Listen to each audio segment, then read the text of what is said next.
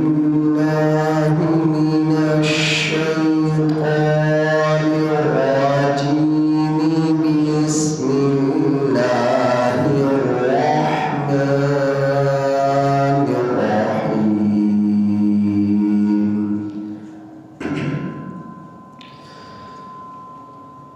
قل إنما حرم ربي الفواحش ما ظهر منها وما بطن والإثم والبغي بغير الحق وأن تشركوا بالله ما لم ينزل به سلطانا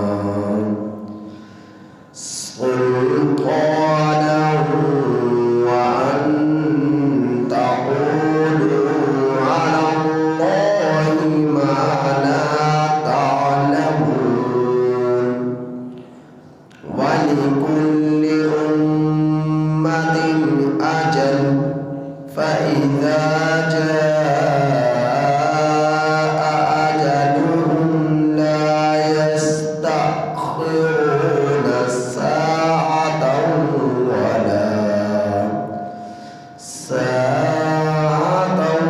ولا يستقدمون.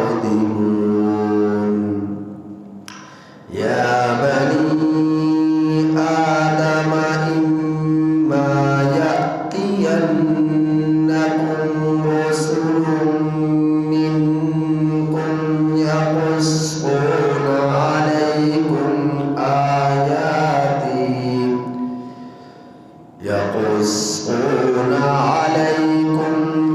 آياتي فمن اتقى وأصلح فلا خوف عليهم ولا هم يحزنون. والذين كذبوا بآياتنا واستكبروا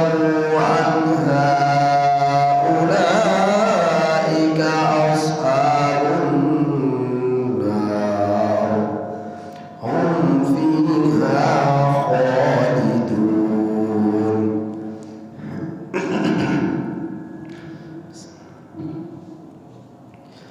یہ سورۃ الاعراف کی آیت نمبر 33 تک 36 آپ حضرات کے سامنے تلاوت ہے. ان آیات کریمہ کا ترجمہ یہ ہے: قل، آپ صلی اللہ علیہ وسلم کہہ دیجئے، انما حرم،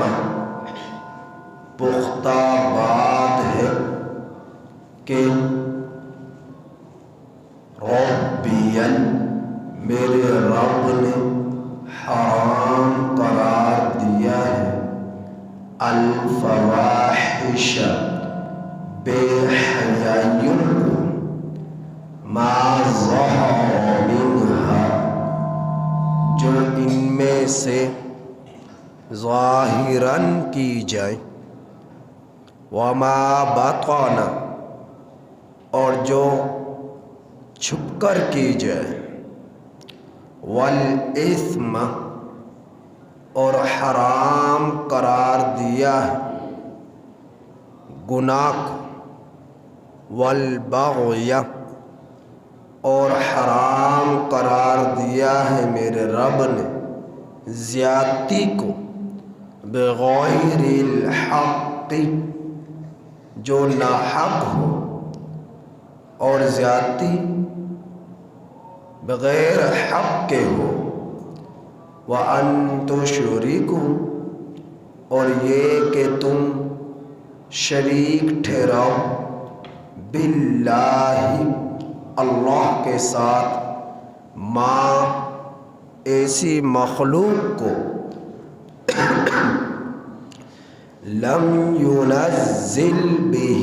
سلطان، کہ جن کے بارے میں اللہ نے کوئی دلیل نہیں اتاری، وَأَن تَقُولُوا، اور یہ کہ تم لوگ کہو، عَلَى اللَّهِ، اللہ پر، ما لا تعلمون، وہ کچھ جو تم نہیں جانتے، وَلِكُلِّ أُمَّةٍ أَجَلٌ،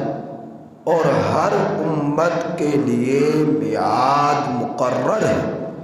فَإِذَا جَاءَ أَجَلُهُمْ،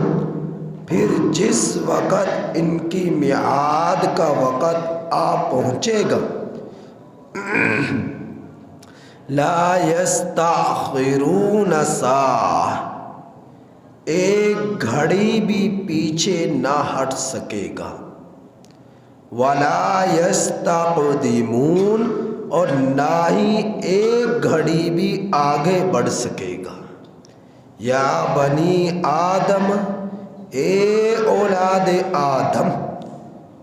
اما یأتینکم، اگر تمہارے پاس آئے،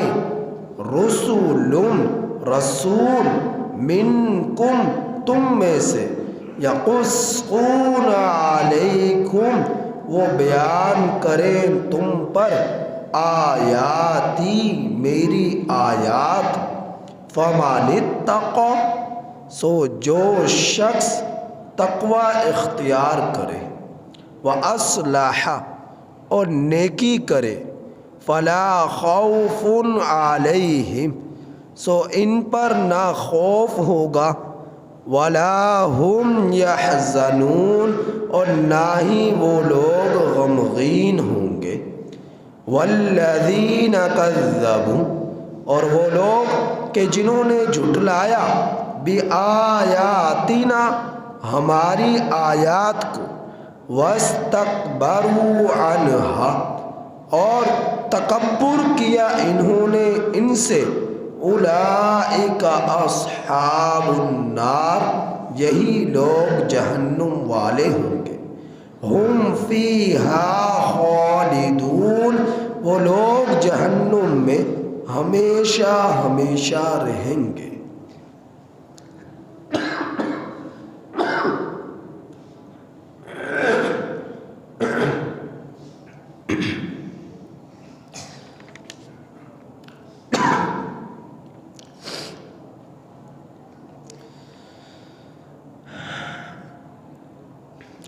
پیچھے آپ لوگ یہ سن چکے تھے کہ مشرکین مکہ کعبۃ اللہ کا طواف کرتے برہنہ ہو کر، اور جب انہیں کہا جاتا کہ لباس پہن کر اللہ کی عبادت کرو، گھر کا طواف کرو، تو وہ یہ کہتے کہ ہم نے اپنے باپ داداؤں کو اسی طرح کرتے ہوئے دیکھا ہے، اور دوسرا یہ کہتے کہ ہمیں ہمارے رب نے حکم دیا ہے، تو اللہ تعالیٰ کی طرف نسبت کرتے، اور یہ کہتے کہ جب ہم دنیا میں آئے اس وقت کون سا لباس پہن کر آئے تھے، تو یہ ساری باتیں کہہ کر کہتے اللہ نے ہمیں اسی طرح حکم دیا ہے، تو اللہ رب العزت نے ان کی اس بات کی تردید فرمائی کہ میں نے تو اس طرح کا حکم نہیں دیا، بے حیائی کا حکم نہیں دیا کہ تم ننگے ہو کر طواف کرو۔ تو ان آیات کریمہ میں اللہ تعالیٰ فرما رہے ہیں ان باتوں کے بارے میں جنہیں اللہ نے حرام قرار دیا ہے، جن کی حرمت کا حکم نازل کیا ہے، تو وہ کیا چیز ہے؟ تو اللہ جل شانہ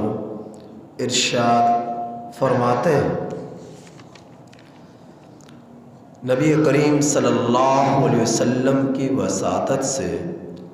آپ صلی اللہ علیہ وسلم کے ذریعے ہم تک یہ پیغام قیامت تک آنے والے لوگوں کے لیے دیا ہے کہ اللہ فرما رہے ہیں کہ پختہ بات ہے، انما یقینی بات ہے، بات مضبوط ہے، جھوٹ نہیں ہے، کمزور نہیں ہے، سچ بات ہے، حق بات ہے، پکی بات ہے۔ کیا بات ہے؟ کہ حرم ربی، میرے رب نے حرام قرار دیا ہے الفواحش، بے حیائیوں کو، ما ظہر منہا، جو بے حیائیوں میں سے کھلم کھلا کی جائے، ظاہراً کی جائے، اعلانیہ طور پر کی جائے، وما بطن، اور جو چھپ کر کی جائے۔ اللہ تعالیٰ نے اسے حرام قرار دیا ہے۔ رقص، ناچ گانے، میوزک، سود، شراب، زنا، بدکاری، یہ سب بے حیائی کے کام ہیں۔ اللہ نے ان چیزوں سے منع فرمایا ہے، ان چیزوں کو حرام قرار دیا ہے، لہٰذا تم ایسے کام نہ کرنا، زنا نہ کرنا، بدکاری نہ کرنا، سود نہ کھانا، شراب نہ پینا، رقص نہ کرنا، ناچ گانوں کی محفلیں نہ سجانا۔ تو آج ہماری محافل جب تک ان میں رقص نہیں ہوتا، جب تک ان میں ناچ گانے نہیں ہوتے، جب تک ان میں ڈھول باجا نہیں ہوتا، جب تک ہماری عورتیں مردوں کے سامنے کھل کر نہ آ جائے، جب تک ہماری خواتین کیمرہ، تصاویر و ویڈیو فلم بنانے والوں کے سامنے کھلم کھلا نہ آ جائے، اس وقت تک ہم سمجھتے ہیں ہماری خوشی ادھوری ہے، جبکہ ہم لوگ اپنے رب کا حکم توڑ رہے ہیں، اور جہاں رب کا حکم ٹوٹتا ہے وہ خوشی کبھی تکمیل کو نہیں پہنچتی، وہ ہمیشہ ادھوری ہی رہتی ہے، اس سے برکتیں اٹھ جاتی ہیں، رحمتیں اٹھ جاتی ہیں، اس کے اندر دراڑیں پیدا ہو جاتی ہیں۔ لہٰذا ہر اچھے کام کو کرنے سے پہلے یہ دیکھ لو کہیں میرا رب کا اس اچھے کام میں، میری اس خوشی میں کہیں حکم تو نہیں ٹوٹ رہا، کہیں تم اپنی خوشی کو حاصل کرنے کے چکر میں اپنے رب کو ناراض تو نہیں کر رہے۔ ناچ گانے کر کر، محفلیں سجا کر، رقص کر کر، گانے گا کر، میوزک بجا کر کہیں تم اپنے رب کو ناراض تو نہیں کر رہے؟ تو اللہ نے اسے حرام قرار دیا ہے، تمہارے رب نے اسے حرام قرار دیا ہے۔ اب چاہے تم تنہائی میں چھپ کر کوئی گناہ کرو، چاہے کھلم کھلا کوئی گناہ کرو، سب اللہ کے علم میں ہے۔ پھر اللہ نے فرمایا والإثم، گناہ کو حرام قرار دیا ہے۔ گناہ قولی ہو، فعلی ہو، اللہ کے حقوق سے تعلق رکھتا ہو، بندے کے حقوق سے تعلق رکھتا ہو، تو یہ سب اثم کے ضمن میں آتے ہیں، گناہ کے ضمن میں آتے ہیں۔ تو تم بات کرو تو سچ بولو، جھوٹ نہ بولو، اور گناہ کی بات نہ کرو، بے حیائی کی بات نہ کرو، تمہاری زبان کے ذریعے کسی کو تکلیف نہ پہنچے، کسی کے دل آزاری نہ ہو، تو گناہ سے پرہیز کرو، قولی طور پر بھی، فعلی طور پر بھی، کہ تم خود اسے نہ کرو، زبان سے کسی کو کرنے کا حکم نہ دو، تو قولی طور پر بھی بچنا ہے، فعلی طور پر بھی بچنا ہے، اور اللہ کے حقوق کا خیال کرنا ہے۔ اللہ کا سب سے بڑا حق یہ ہے کہ تم اس کے ساتھ کسی کو شریک نہ ٹھہراؤ، یہ اللہ کا سب سے بڑا حق ہے، اور اللہ کے جو احکامات ہیں ان سب پر عمل کرو، اگر نہ عمل کرو گے تو یہ گناہ ہے، اور بندوں کے جو حقوق ہیں ان کے ادائیگی کرو، اگر نہیں ادائیگی کرو گے تو یہ گناہ ہے۔ اب اللہ کے بندے خواتین بھی ہیں،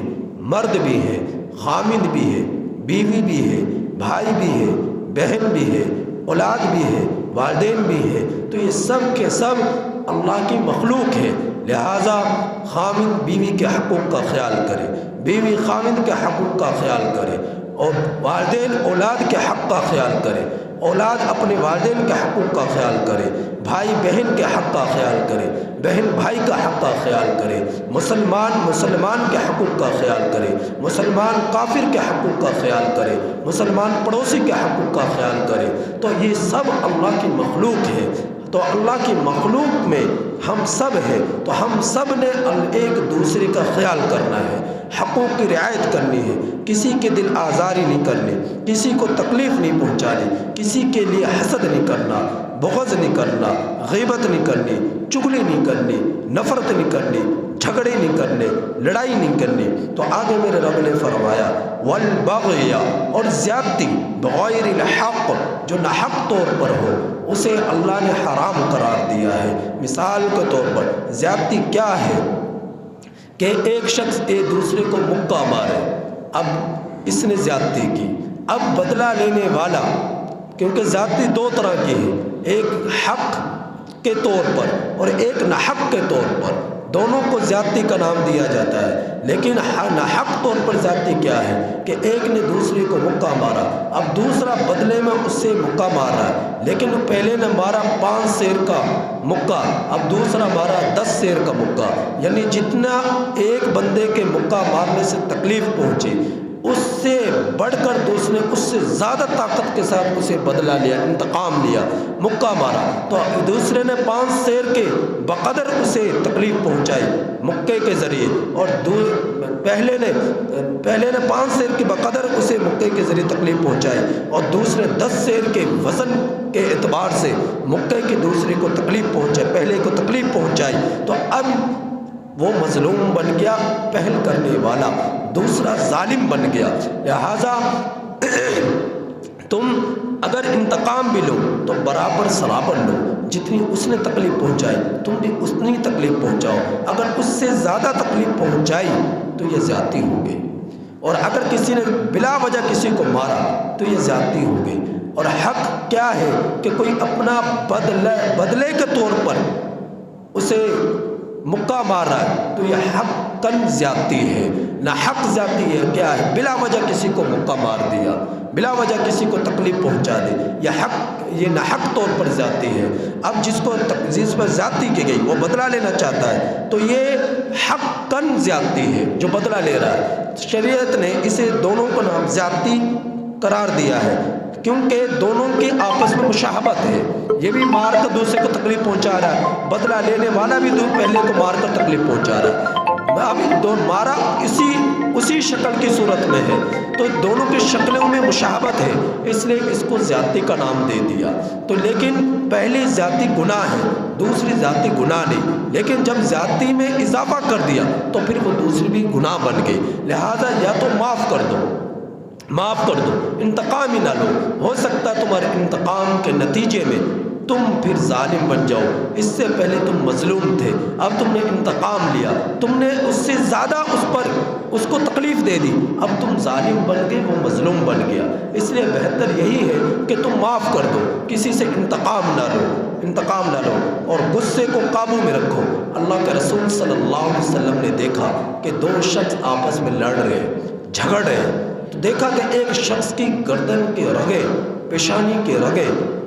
پھولتی جا رہی ہے، بہت زیادہ پھول چکی ہے، چہرہ سرخ ہو چکا ہے۔ نبی کریم صلی اللہ علیہ وسلم نے اس کی اس کیفیت کو دیکھا تو آپ صلی اللہ علیہ وسلم نے ارشاد فرمایا کہ اس سے جا کر کہو کہ کیا میں تمہیں ایسے کلمات نہ بتلا دوں کہ جن کے پڑھنے سے تیرا غصہ ختم ہو جائے۔ تو پھر بتلایا کہ وہ کلمات یہ ہے، اعوذ باللہ من الشیطان الرجیم، جس وقت تمہیں غصہ آئے تو تعوذ کو پڑھ لو اور پانی پی لو تو غصہ ختم ہو جائے گا۔ جب اس سے جا کر کہا، اس سے یہ بات کہی کہ اللہ کے رسول صلی اللہ علیہ وسلم فرما رہے کہ تم ان کلمات کو پڑھ لو تمہارا غصہ ختم ہو جائے گا۔ اس نے کہا میں پاگل نہیں ہوں، اب غصے میں تھا اس لیے اس نے اس طرح کے لفظ بولا کہ میں پاگل نہیں ہوں۔ تو غصہ بہت بری چیز ہے۔ اللہ کے رسول صلی اللہ علیہ وسلم نے فرمایا کہ تم پہلوان کسے کہتے ہو؟ صحابہ نے عرض کیا کہ پہلوان وہ ہے جو میدان میں دوسرے کو بچھاڑ دے۔ نبی کریم صلی اللہ علیہ وسلم نے ارشاد فرمایا لیس الشدید بالسرعۃ انما الشدید یملک نفسہ عند الغضب، پہلوان وہ نہیں کہ جو میدان میں دوسرے کو بچھاڑ دے، گرا دے، ڈھا دے، بلکہ پہلوان تو وہ ہے جو غصے کا وقت اپنے نفس کو قابو میں رکھے، کنٹرول کرے، غصے کو کنٹرول میں کرے، قابو میں رکھے، تو یہ پہلوان ہے۔ تو غصے کو پی لیا جائے، غصے کے ذریعے انتقام نہ لیا جائے۔ یہ ہو سکتا ہے تمہارا غصہ تمہیں رب کا مجرم بنا دے، تمہارا غصہ تمہیں ظالم بنا دے، لہذا غصے کو قابو میں رکھو، غصے کو کنٹرول میں رکھو۔ تو قرآن میں اللہ فرما رہا ہے وَالْبَغْيَ بِغَيْرِ الْحَقِّ، اور زیادتی جو ناحق طور پر ہو اللہ نے اسے حرام قرار دیا ہے۔ وَأَن تُشْرِكُوا بِاللَّهِ، اور یہ کہ تم اللہ کے ساتھ شریک ٹھہراؤ، یہ کہ تم اللہ تعالیٰ کے ساتھ شریک ٹھہراؤ مَا لَمْ يُنَزِّلْ بِهِ سُلْطَانًا، ایسی مخلوق کو کہ جس کے بارے میں اللہ نے کوئی سند نہیں اتاری، کوئی دلیل نہیں اتاری۔ اور یقیناً اللہ رب العزت اپنے ذات میں، اپنی صفات میں کسی دوسرے کو شرکت کو برداشت نہیں کرتا کہ اللہ کے ربوبیت میں کسی اور کو تم شریک ٹھہراؤ۔ اللہ رب العزت خالق ہے، مالک ہے، رازق ہے، احکم الحاکمین ہے، لہٰذا تم ایک رب سمجھتے ہوئے اس کی عبادت کرو، سجدے کرو، اس کے مان کر زندگی گزارو، اس کی ذات میں، اس کی صفات میں کسی دوسرے کو شریک نہ ٹھہراؤ۔ ان الشرک لظلم عظیم، شرک ظلم عظیم ہے، سب سے بڑا گناہ شرک ہے کہ اللہ کے ساتھ تم کسی چیز کو شریک ٹھہرا دو۔ تو اب اللہ رب العزت کے ساتھ جتنی بھی مخلوق ہے، چاہے وہ بت ہے، چاہے مورتیاں ہیں، چاہے انسان ہے، چاہے جنات ہے، چاہے شیاطین ہے، سب کے سب اللہ کی مخلوق ہے، لہٰذا ان میں سے تم کسی کو بھی رب کے ساتھ شریک نہ ٹھہراؤ۔ جنات میں رب کی مخلوق ہے، فرشتے بھی رب کی مخلوق ہے، انسان میں رب کی مخلوق ہے، یہ پہاڑ، یہ زمین، یہ آسمان، یہ ہوائیں، یہ طوفان، یہ دریا، یہ سمندر، ہر چیز اللہ کی مخلوق ہے۔ چرند پرند، حیوانات، ذوی العقول، غیر ذوی العقول، سب اللہ کی مخلوق ہے۔ تو لہٰذا ان اللہ کی مخلوق میں سے،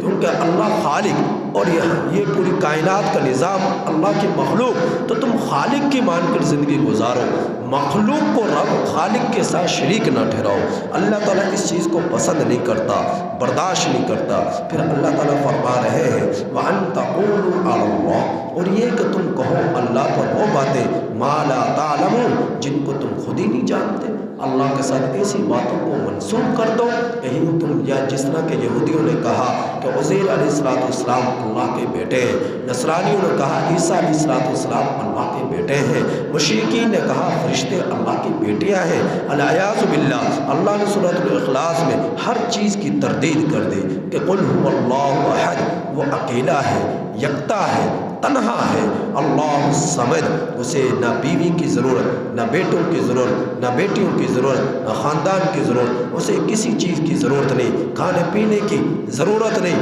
وہ بے نیاز ہے، لم یلد ولم یولد، نہ خود وہ کسی کی اولاد، نہ اس کی کوئی اولاد، ولم یکن لہ کفوا احد، اس کا ہمسر کوئی نہیں ہے، وہ اکیلا ہے، اکیلا ہے، اور اکیلا ہی پوری کائنات کے نظام کو چلا رہا ہے۔ لہٰذا تم اللہ کے ساتھ ایسی باتوں کو منسوب نہ کرو جن کے بارے میں تم خود ہی کچھ نہیں جانتے۔ پھر اللہ نے فرمایا وَلِكُلِّ أُمَّةٍ، ہر ہر امت کے لیے ایک میعاد مقرر ہے، فَإِذَا جَاءَ أَجَلُهُمْ، پھر جس وقت وہ میعاد وہ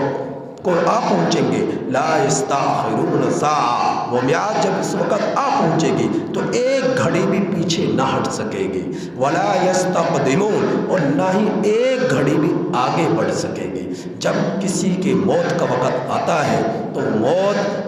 اسی وقت پر آ کر رہتی ہے جو اللہ کے ہاں مقرر ہو چکا ہے۔ موت کے مقررہ وقت سے وہ ایک گھڑی بھی نہ پہلے آ سکتی ہے، نہ ایک گھڑی بھی بعد میں آ سکتی ہے۔ قرآن کریم میں میرے رب نے فرمایا وَلَن يُؤَخِّرَ اللَّهُ نَفْسًا إِذَا جَاءَ أَجَلُهَا، ہرگز موت کے وقت کو اللہ مؤخر نہیں کرتا، وہ جس وقت آنی ہے وہ آ کر رہے گی، اور جو موت آئے گی اس وقت یہ مرنے والا یہ تمنا کرے گا یا اللہ تو مجھے مہلت کیوں نہیں دیتا کہ فَأَصَّدَّقَ وَأَكُن مِّنَ الصَّالِحِينَ، کہ میں صدقہ کروں اور نیک لوگوں میں سے ہو جاؤں، تو اس وقت صدقہ کرنے کو ترجیح دے گا، جس سے بات یہ معلوم ہوئی اللہ کے راستے میں صدقہ کرنے کی بہت زیادہ اہمیت ہے کہ مرنے والا موت کے وقت صدقے کی تمنا کرے گا، کیونکہ یہ صدقہ کرنا یہ صدقہ جاریہ بن جاتا ہے، اس کے اعمال میں اضافے جانے کا ذریعہ بن جاتا ہے۔ جو اللہ کے راستے میں صدقہ کرنا، خیرات کرنا، عطیات کرنا، تو اللہ رب العزت اس کے لیے صدقہ جاریہ بنا دیتے۔ لہٰذا موت کے آنے سے پہلے بھی وہ صدقہ کی تمنا کرے گا۔ تو معلوم یہ بات ہوئی کہ موت کا جو وقت مقرر ہے اس سے ایک گھڑی بھی وہ پیچھے نہیں ہٹ سکتے، اس سے ایک گھڑی بھی وہ آگے نہیں بڑھ سکتے۔ دنیا کا طاقتور انسان ہی کیوں نہ ہو، کتنا ہی امیر اور کبیر شخص کیوں نہ ہو، اپنے خزانے، اپنی دولتیں، اپنے زیور، اپنی جواہرات، اپنا سونا چاندی ہیرے سب کچھ اپنی جان کے فدیہ کے طور پر چاہے ادا کر دے، اس کی جان کی جتنی اس میں سانسیں ہیں وہ اس کو جب تک پورا نہ کر لے، ان کے پورا ہونے سے پہلے وہ مر نہیں سکتا، ان کے پورا ہو جانے کے بعد مزید وہ سانسیں لے نہیں سکتا۔ لہٰذا جو وقت مقرر ہے اس پر موت نے آنا ہے۔ لہٰذا اس موت کے آنے سے پہلے میں اور آپ ہم سب اس موت کی تیاری کر لیں، اس کی فکر کر لیں اور اس کے لیے تیار ہو جائے، بیدار ہو جائے، نہ ایسی لذتوں میں پڑے، نہ ایسی شہوتوں میں پڑے کہ جو شہوتیں تمہیں رب کے ہاں ذلیل کر دے، جو نفس پرستی تمہیں رب کے ہاں رسوا کر دے۔ تو ایسی لذات کے پیچھے نہ پڑو، ایسی بے حیائی کے پیچھے نہ پڑو، ایسے حرام کاریوں کے پیچھے نہ پڑو، ایک رب کی مان کر زندگی گزارو اور اس کی محبت میں مر جاؤ، مٹ جاؤ۔ یہی اللہ تعالیٰ تم سے چاہتے ہیں کہ میری عبادت کرو۔ آج تم اپنی خواہشات کا گلا دباؤ گے، اللہ رب العزت اس کے بدلے میں تمہیں جنت عطا فرمائے گا، کیونکہ یہ ہمارا بدن بھی بک چکا، ہماری سانسیں بھی بک چکی، عطا کی ہوئی بھی اسی کی تھی، دی ہوئی بھی اسی کی تھی، اور وہ خریدنے والا بھی وہی ہے۔ ان اللہ اشترى من المؤمنین انفسهم واموالهم بان لهم الجنہ، جان کو بھی مال کو بھی جنت کے بدلے اللہ مجھ سے اور آپ سے پوری کائنات کے لوگوں سے خرید چکا ہے۔ اب تم جنت لینا چاہتے ہو تو رب کی مان کر زندگی گزار لو، ورنہ سوائے تباہی کے، رسوائی کے اور ذلت کے، افسوس اور حسرت کے کچھ کام نہ آنے والا ہے۔ پھر میرے اللہ نے فرمایا یا بنی آدم، اے اولاد آدم، اے بنی آدم، اے اولاد آدم، اے آدم کی اولاد، اما یأتینکم، اگر تمہارے پاس آ جائے رسول منکم، رسول تم ہی میں سے، یقصون علیکم آیاتی، وہ بیان کرے تم پر میری آیتیں، وہ بیان کرے میں تم پر میری آیتیں، فمن اتقی، پھر جو شخص تقوی اختیار کرے، واصلح، اور نیکی کرے، فلا خوف علیہم ولا هم یحزنون، ان پر نہ خوف ہوگا نہ وہ غمگین ہوں گے۔ رسولوں پر ایمان لے کر آنا، اللہ رب العزت نے جس وقت حضرت آدم علیہ السلام کو پیدا فرمایا اسی وقت یہ بات ارشاد فرما دی تھی۔ قرآن کی صورت میں نبی کریم صلی اللہ علیہ وسلم پر نازل ہوئی کہ حضرت آدم علیہ السلام کے ذریعے سینکڑوں مخلوق نے وجود لینا تھا، انسانوں نے وجود لینا تھا۔ اب ان انسانوں میں سے ہی انسانوں نے پیغمبر بن کر آنا تھا، رسول بن کر آنا تھا، اور وہ جیسا کہ اللہ نے فرمایا وہ آئے 1,24,000 کم و بیش، وہ آتے رہے۔ اللہ نے یہ بتلایا کہ جب وہ آئے یہ حکم دیا تو تم ان پر ایمان لانا، ان کی مان کر زندگی گزارنا۔ تو رسولوں پر ایمان لاتے رہے، لیکن بہت کم لوگ، بہت سارے نافرمانی کرتے رہے، تکذیب کرتے رہے، جھٹلاتے رہے، شہید بھی کرتے رہے اور جلا وطن بھی کرتے رہے، لیکن وہ اللہ کی تبلیغ کرتے رہے، اللہ کی طرف بلاتے رہے، حتیٰ کہ آخر میں حضرت عیسیٰ علیہ السلام تشریف لائے۔ جب حضرت عیسیٰ علیہ السلام تشریف لائے تو آپ نے فرمایا مبشرا برسول یأتی من بعد اسمہ احمد، میں خوشخبری دینے والا ہوں تمہیں ایک ایسے شخص کی، ایک ایسے رسول کی جو میرے بعد آئے گا، اس کا نام احمد ہوگا۔ میں نبی کریم صلی اللہ علیہ وسلم نے فرمایا انا احمد، میں احمد ہوں، انا محمد، میں محمد ہوں۔ نبی کریم صلی اللہ علیہ وسلم پر آ کر ختم نبوت کا سلسلہ ختم ہو گیا۔ آپ صلی اللہ علیہ وسلم کے بعد اب کسی نبی نے نہیں آنا۔ میرے اللہ نے فرمایا ما کان محمد ابا احد من رجالکم ولکن رسول اللہ خاتم النبیین، نبی کریم صلی اللہ علیہ وسلم تم مردوں میں سے کسی کے باپ نہیں، اللہ کے رسول ہیں، خاتم النبیین ہے۔ نبی کریم صلی اللہ علیہ وسلم کے 3 بیٹے تھے، عبداللہ، ابراہیم، قاسم، عبداللہ کے 2 نام تھے، طیب اور طاہر، 3 بیٹے تھے، بچپن میں ہی فوت ہو گئے۔ رجال کہا جاتا ہے بالغ کو جو جوان ہو جائے، تو اللہ نے فرمایا ما کان محمد ابا احد من رجالکم، تم مردوں میں سے کسی کے باپ نہیں، یعنی جو جوان تھے، جوان اولاد نبی کریم صلی اللہ علیہ وسلم کی کوئی نہیں گزری۔ تو نابالغ کی ہونے کی حالت میں بچپن میں ہی نبی کریم صلی اللہ علیہ وسلم کے یہ تینوں بیٹے وفات پا چکے تھے۔ 4 بیٹیاں تھیں، زینب